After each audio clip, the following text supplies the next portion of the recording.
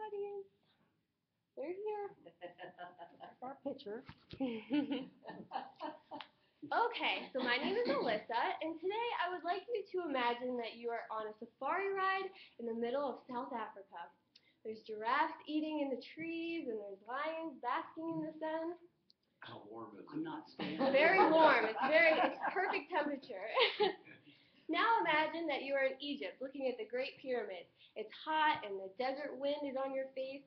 And then next I would like you to imagine that you are in the rainforest and there's monkeys up in the trees and there's lizards at your feet and it's wet and it's humid and hot. There's spiders. The reason I want you to think of this is to show how diverse Africa is depending on where you go in Africa. And I was wondering if anyone has ever been to Africa. Nice. So have I. Would anyone want to go to Africa? No. Me too. A lot of people say that they wouldn't like to go to Africa, but it really is an interesting place to go.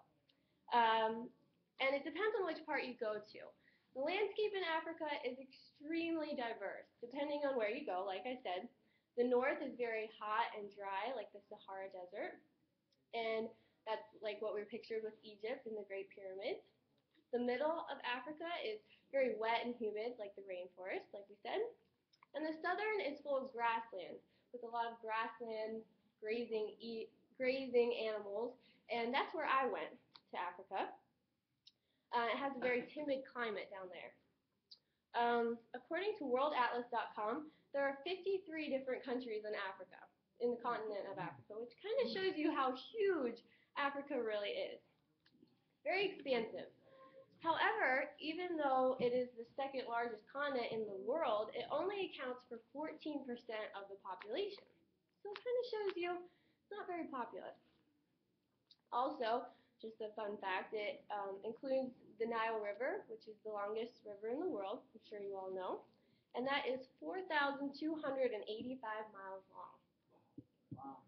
Yeah, it's huge. Also, because the landscape is so different, the wildlife is extremely different in areas that you go to, which I'm sure you know. Personally, being there twice, I went to Namibia and South Africa, which is near the southern tip of Africa. I actually went to the southern tip, which was really neat, because the Indian Ocean and the Atlantic Ocean were on each side, which is very cool. Where I went, I hunted zebras and giraffes and elephants. I didn't get an elephant, but that would be cool. There was lions, all sorts of different grazing animals. And depending on where I would have went, if I would have went to the middle of Africa, I probably would have seen things like hippos and crocodiles, or the northern, I probably would have seen tarantulas and snakes and weird animals that like the dry atmosphere. According to AfricaGuide.com, there are officially over 1,100 species of animals in Africa, and over 2,600 species of birds in Africa. Also, the culture in Africa is extremely, has a great variety. Since it's so big, obviously different countries have different laws and religions, and Africa is filled with people from all over the world. I personally was surprised when I went over there. My guides were of German descent, and they were white, which is not what I expected going to Africa. I was pretty much living with a family who was German descent, but I felt like I was living with Americans. They spoke English, they had TVs, electricity. I felt like I was in America most of the time, but then you go out into the wilderness and you're definitely in Africa. It's definitely different. They have a vast majority of indigenous inhabitants, and Africa has pretty much become a mixing pot of people from all over the world.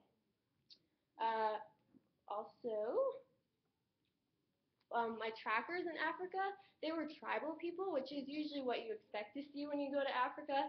You know, the people in the loincloths, and they're out in the middle of the wilderness, and they live off the land, so that was really interesting. I got to see a whole array of different kinds of people, wildlife, landscape in Africa, and if you ever go, you should probably expect the unexpected, because you don't know what you're going to get into.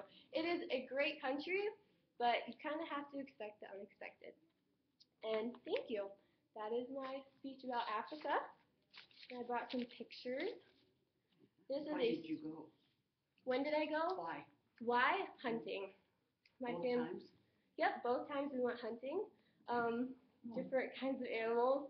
I've gotten an ostrich, a zebra, a wildebeest, warthogs. Those like little pigs, but they're really ugly. Oh yes, the animals. Yeah, that's what I was trying to say. Like the animals are so crazy looking over here. This is over there. This is a springbuck. That's the antelope. Yep, it's a type of antelope. This is me next to a huge tree, and this is in the grassland, so it kind of shows you what it looks like. It's kind of dry, but it has a timid climate. And actually there, since you know they're on the other side of the equator, their winter is during our summer. So, yeah. We went over there in the summer for us, so it was winter there, but it was still really warm.